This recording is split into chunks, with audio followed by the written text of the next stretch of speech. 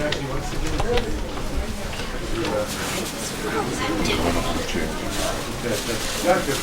All right. Thanks, Mr. Lloyd, for coming back. Your second time here. It's wonderful to have you again. We appreciate it. All right. Yes. Okay. So, all right. So, yeah, I had informed everyone who was patiently waiting that you were coming in for a landing of the DeLorean, but I got misinformation. So, anyway, sorry about that mix up. All right, good. All right. So we're going to have a lot of questions from the audience. I don't know if you wanted to just start off by engaging us. I don't want to put you on the spot. All right. Reading a little bit about you, and I know you work with Meisner. How did Meisner training? What kind of advice can you give all the characters you got? What do you got from Meisner? Meisner had his definition of acting somehow really resonates. Behaving truthfully under imaginary circumstances. And that kind of sums it up. That's what you're always trying to do, is make the situation you're living in, that the scripts will be incredible and believable. As a behaving in a way that expresses what the situation is about. So that's what I've always tried to do with all of the character comedy, tragedy. That's the task. To study the situation and how would I feel being in that situation? How would I behave in that situation? So I could yes. Did you play the part of the wayward son in the Neil Simon play God's Favorite? I couldn't find a reference on that, but I thought that I had read somewhere that you did that. No, I can't find a reference either.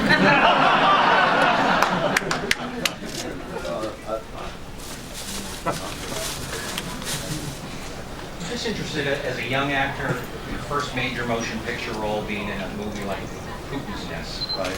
What did you really learn from that experience with that great cast? Where do I stop? I've been endeavoring to get into film for some time before that. Not any success, not even close. I kind of figured some actors don't make it good theaters. Film. That's crowded.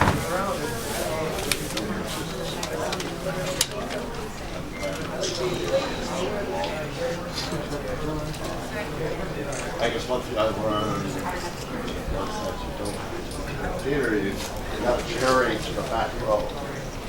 And you don't be wanting to do is cherry it that far, so it takes you not careful to kind of overact, you know. So, and film is like, comes in close to really see what's going on in your face, not the kind of expressions you make, but what the feeling comes through. And in theater, you have to project that. That camera's right there, and whatever's happening with you registers. And that was a big lesson. And then just watching that, watching Jack Nicholson. I was a real fan of his before I ever knew I was going to do the film. I just thought he was amazing, you know. And see his flexibility and his daring, his willing to try things, and the willingness to fall on his face. You know, try something, if it doesn't work, you do something different on the next take. And always never repeating himself. Every take was, he would do something different. And I find myself the same way. I'll do something, and even if I can tell it works okay, I'm thinking, yes, but this could have been like that, or like this, a little bit like that. So I learned a lot. And it was a fabulous chance as a director to be able to.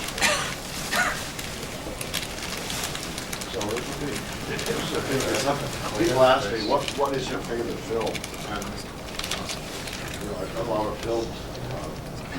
Feel good about it. They were great today. But Kluge was best, particularly special. Because my first one. Yeah. Thank you. Yeah. Yes, Christopher, great body of work, stage, screen, TV. I mean, even like a Klingon commander. What was your toughest character that you get to perform on? What was the toughest stretch for you to work in? Let's see. I almost feel like going back to Cooper's then. Was it Klingon? The character I had to bring a lot for the short time he was on the street, particularly at the very end. There's a moment after the Indian throws the water machine through the window and escapes. And I didn't know they were going to shoot that moment. It wasn't in the script to be shot. But I understood I'd done a lot of work about who my character was and how I felt about things, and that somebody just went around the room getting reaction shots to that. And I felt really good about it because I've done a lot of homework. And it was a serious role. It was comedy. Those pipe roles serious in the same way. But there's other things that I kind of find every time I get a script, it's just as scary as the last one. You know, it's just trying to really capture that character's reality. Sometimes I think I got it. You know, so I get in there for the first day and I realize I don't know what I'm doing. This is not, you know, so it's always a challenge. I was wondering, what made you pick and accept the role of Uncle Fester? It's one of the most unique. Uncle Fester. What about? What made you pick and choose that role? It's one of the most unique. Why did I roles. pick and choose it? Yeah. What did you feel about it? What motivated you? That's right. And that was such a unique role for you, sir. I grew up on Uncle Fester. There was a magazine, the New Yorker magazine, I don't know if it was. You know, I'm stepping on a bomb here. When I grew up, there was a weekly issue, came to the house every week with Charles Adams cartoons. And very often one of the Charles Adams cartoons would be of the Adams family, and very often it would be Uncle Fester. And when I was 7, 8, 9, 10 years old, I was intrigued by Uncle Fester. I kind of dug him. I dug his, you know, his mischief and his silliness and all that kind of stuff. So I was a fan of Uncle Fester growing up. And then decades later, I got a call, would I like to do the film, Uncle Fester? And I was like, you know, this can't be happening. And on the one hand, I was thrilled, you know, and it was a great cast. I wrote wonderful cast and all that. But on the other hand, I thought Uncle Fester is round, he had a round, bald head, and he's kind of short and squat, and he has to be that because that's part of the humor, is what the guy looks like. And so I thought, how is this possible? I'm not one of those. But I worked it out. But I was just, you know, really, I loved it. Thank you. Do you have any interesting stories from Star Trek 3? Interesting about Star Trek 3? I don't know if I have any story that's really remarkable. I know I was warned a lot about the actor I have a fight with at the end. He's Captain Kirk.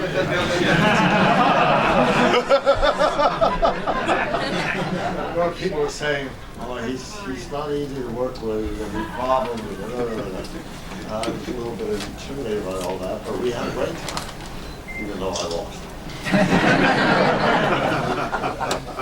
And all makeup, I used to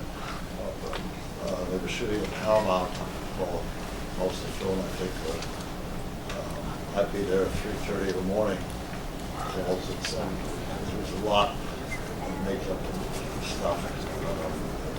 So wall makeup, which I don't mind. But I don't recall any. The most surprising thing was that they cast me. No, I love it. It's delicious to do a villain, especially somebody who has no conscience. He just, whatever way he can achieve what he's going to do, kill people, destroy, he even destroys his girlfriend.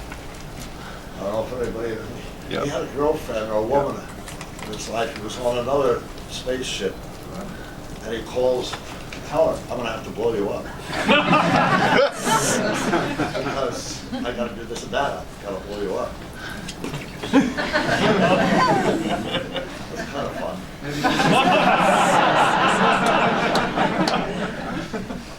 Yes? I guess a follow-up to that, do you prefer playing villains over playing the good guy? No, again, it's the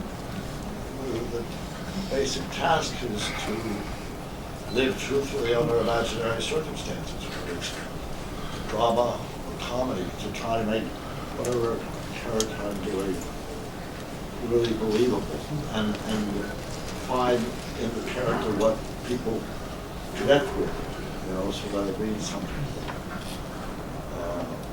Whether it's serious or not. So I don't have a real preference. I love doing comedy. I love getting my teeth into a real great fun. Do you have any interesting stories from your time casting stuff? Any interesting stories? Yeah, it's like recollections from when you were doing that. During the Back to the Future series. I mean, it was 3 different films. There should be something.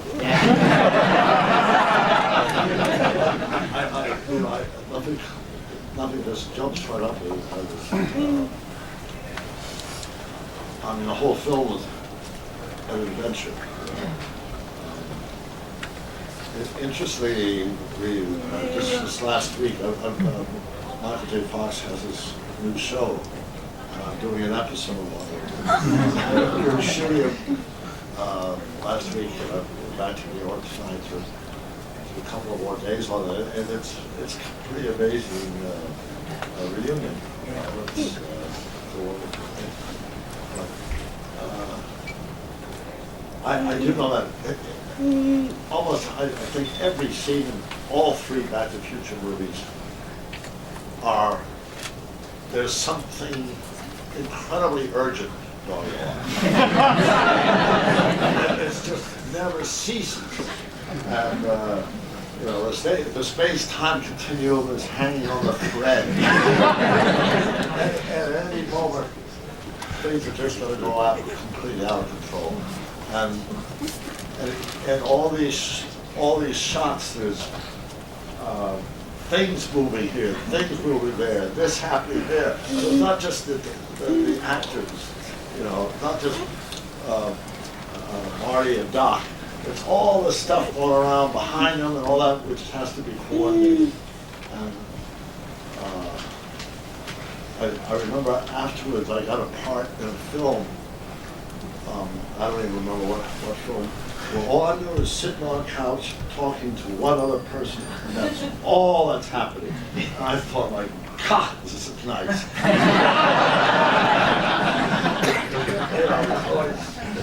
Every shot, there's so many things going on with it. So that's about that. When you were cast as Kluge in Star Trek 3, was the role originally supposed to be a Romulan and then it changed over? When you were cast as Star Trek 3 originally, was it supposed to be a Romulan before they changed to a Klingon? Or, because I remember in the taxi episode, you actually make a reference to the Romulans. I don't think there's any connection. I don't know, because I was not just because it just didn't happen. I was not a big follower of Star Trek. So I didn't know the history, the relations, whatever. I don't know. Maybe. Not so much a question, but more of a request. Could Yeah. you grace us with some Uh-oh. Reverend Jim? What? Could you grace us with some Reverend Jim?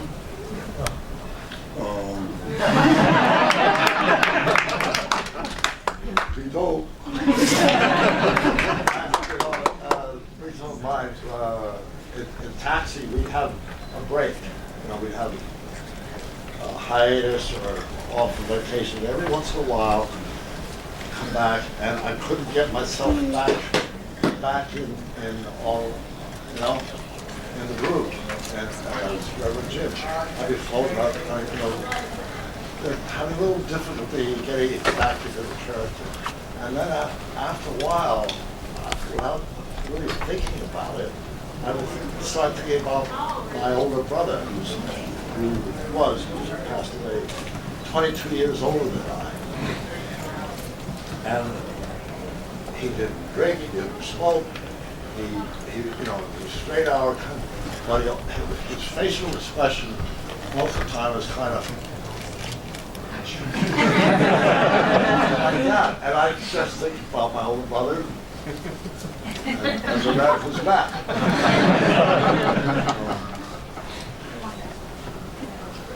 Are you going to take it back to the future 4? No, I don't think so. I don't think so. They may make more of the Back to the Future games. They have made Back to the Future games, but I'll do it. Why not?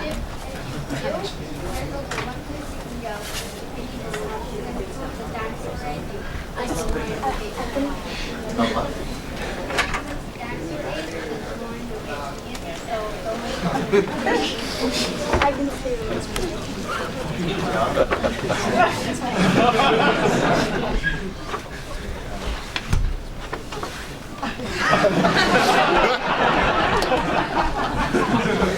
Thank you.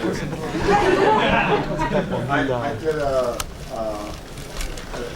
kind of theater in LA. They did a night where they played all 3 films, one after the other, and then had a Q&A afterwards.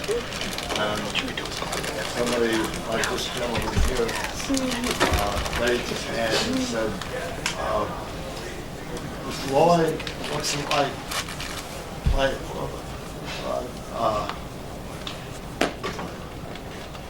Oh yeah, Mr. Lloyd, what's it like not having to put on old age makeup anymore?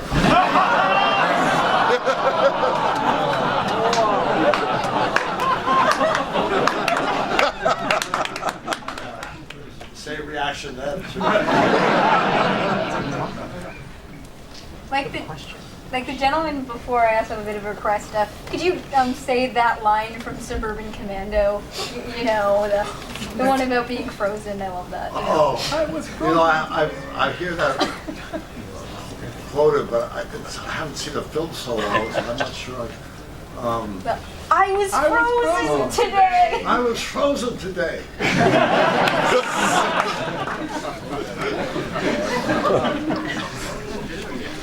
The ensemble cast on Taxi was just brilliant. It was like really great jazz when they're all improvising at the same time, and that's how it seems to me on this side of the television. On your side, did you get the sense of that you guys are just creating something so unique and so awesomely original at the time? Yes, I was.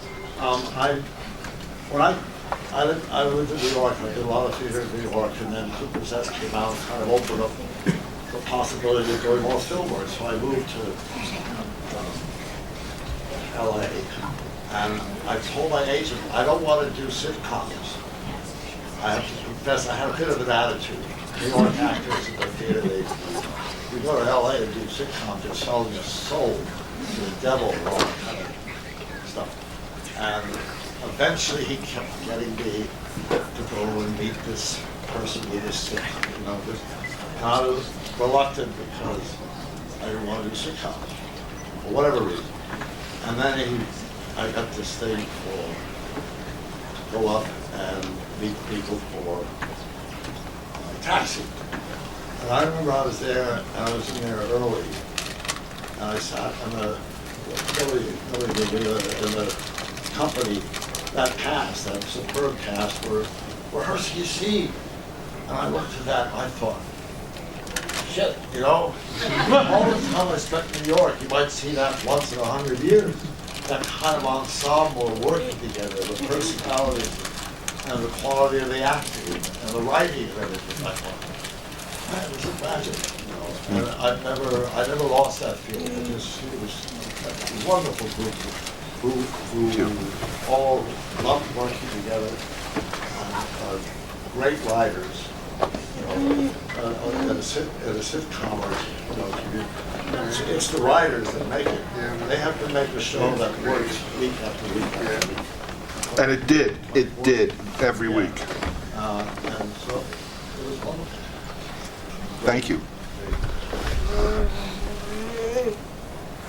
You have so many really iconic characters, and it seems like you've really deliberately chosen your roles over the years. Has there ever been a role you were offered that you turned down and then later looked back and thought you could have done something with it? The only one I can think of really, which was not a good career move, I turned down an offer to have a part in a film of Martin Scorsese was directing. Out of stupidity or something, you know, but it was a part of the film, and I thought this really isn't it for me. And since then, I thought, what was I doing? What was I thinking of? You know, and I guess you make mistakes. You know, perspective is a little bit not as broad as it might be. So that's happened to be in that regard, but I don't turn down much. I like to work, and if there's some connection I can make with a character, and I get a feeling that the director or the script's got something, I'll go for it, you know, because I like to work, I like to live. Talking about iconic characters and everything like that. I'm sorry? Talking about iconic characters that you played and everything like that. The character Willy Wonka in Gobstopper, you got to take on a role that was already played before. How did it feel to put your own little stamp on it? Oh, I loved it. And I wasn't too acquainted with what had been done before or whatever, but I love doing that. I just had somebody talk to me the other day how they wish somebody grabbed it and made a film out of it. Yeah, I would love absolutely. it, you know, and I think they're still thinking about that, you know, but I had a great time. That was fun. Yeah, I was just wondering, as when you're in Roger Rabbit, and you're like holding like Roger by the neck and stuff. Can you just kind of talk a little bit about that? Because did you like actually have to be in your hand, or was that a lot of using your imagination? Because I know back then effects were obviously a lot harder and different to do than it is now. Yeah. Well, they were very helpful on that show. First of all, we had a comedian, Charlie Fleischer. I don't know if that rings bells with anybody. Charlie Fleischer was a comedian, and he could do very wacky, off-the-wall kind of stuff. And he was on the set as Roger Rabbit. And he made up a kooky costume, but he was the voice of Roger Rabbit. And he was always off camera, so that when we were talking to Roger Rabbit, there was a man there being Roger Rabbit, saying the lines and doing the dialogue. And then they made dummies of like kind of weighted foam rubber dummies of all the Roger Rabbit, the weasels, I forget what other characters. And we would practice before we'd shoot it, holding the dummies, you know, so that, and doing the movements we would do in front of the camera with the dummies, so that we got a feeling of the weight, because they were weighted like, weight. And we had a pantomist who guided us in what, even though we've got nothing in our hands, what muscles we would be using if we had something of weight that we were carrying or hitting or whatever. So that, and we would rehearse all that before we would shoot it. And then they take all of that away and we'd shoot it. But we would have done the work, hopefully, to convince the audience that we're actually dealing with three-dimensional, weighted, characters. So we did what we could.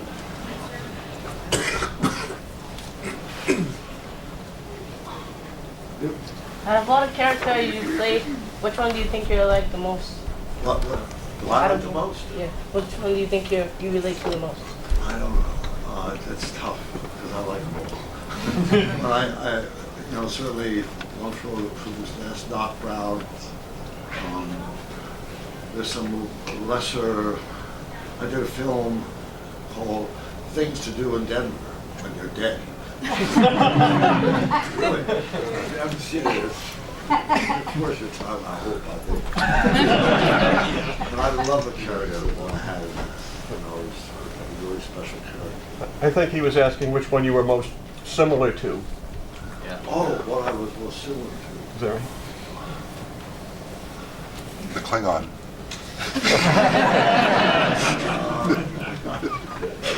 The Reverend Jim.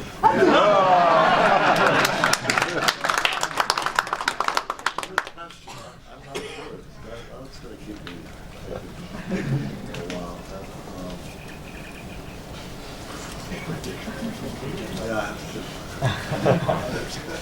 Can you give us a typical Reverend Jim response?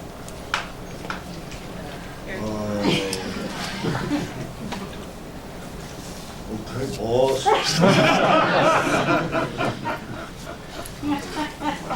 ever find yourself at odds with a director on a project where you don't trust it very much?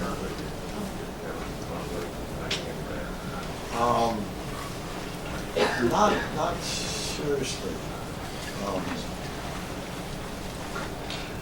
Not whether it was just such a complete difference that it was, yeah.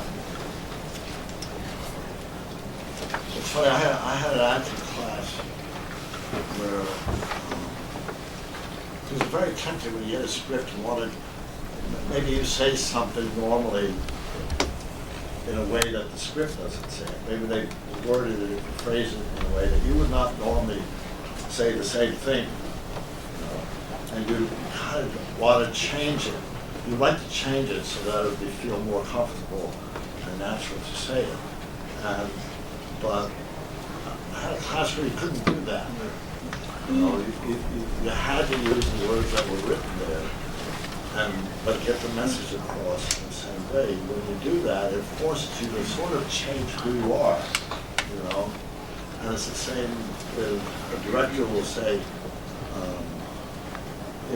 that's interesting what you're doing, but I like you to do it this way. And you want to protest, you want to say, yeah. But then I found that if he's firm about it, whatever, you got to deal with it. And I'll think about it. And eventually it'll come to, okay, yeah, I see how I can do that. I still feel it works. You sort of have to, because the director's, he's got a concept for the whole deal. And as an actor, you may well have a concept as well, but you're just a part of it. So you have to fit in with what the director is trying to accomplish.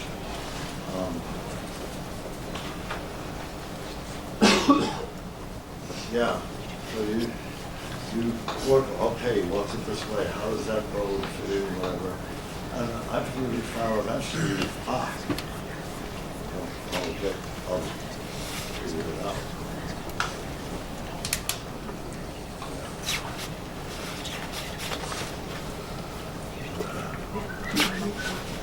Who did that?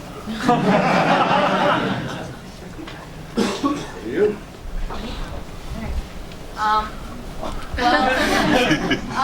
First of all, I really just want to thank you. A lot of the characters that you played over the years have definitely helped to shape my childhood. They're definitely one of the reasons why I got into acting. And I'm recently getting my degree in theater acting. And one of the things that I have always continually found hard about acting is when you're doing so many shows over such a long period of time, doing the same character and the same blocking, how hard it is to kind of be completely invested and do everything with the same amount of chutzpah as you have as you were on opening night. Do you have any advice as to how to keep that going? If you're in a play that has a long Yeah. run and trying to keep the life in it. Right. I think one thing is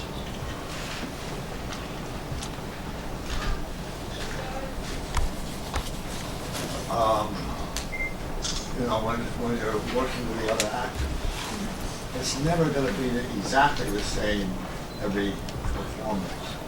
And that you allow yourself to, if they say something and it has a somewhat different inflection, or, let that affect the way you respond rather than having a programmed approach, you know what I mean? Yeah. So and then the audiences are always different.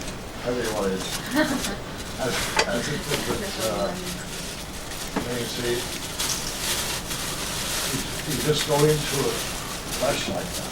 You don't know what the audience, whether they're going to take the show tonight, take you or not, or whatever. And at the same time, because the other actors are in the same situation, they're not sure, I have to admit that I've never been in a long run. And part of it is because I like to keep doing new things. So I haven't really faced that what I'm doing. But I kind of, my acting teacher had an exercise that was called a word game, where you say a word to someone and they repeat the word, and they go back and forth like that, and eventually it begins to change, because one or the other of you says it, the word a little differently. And then you pick up on that and say it differently. It's kind of like that. And whatever you do. Well, thank you very much. So Lloyd, you have to call her.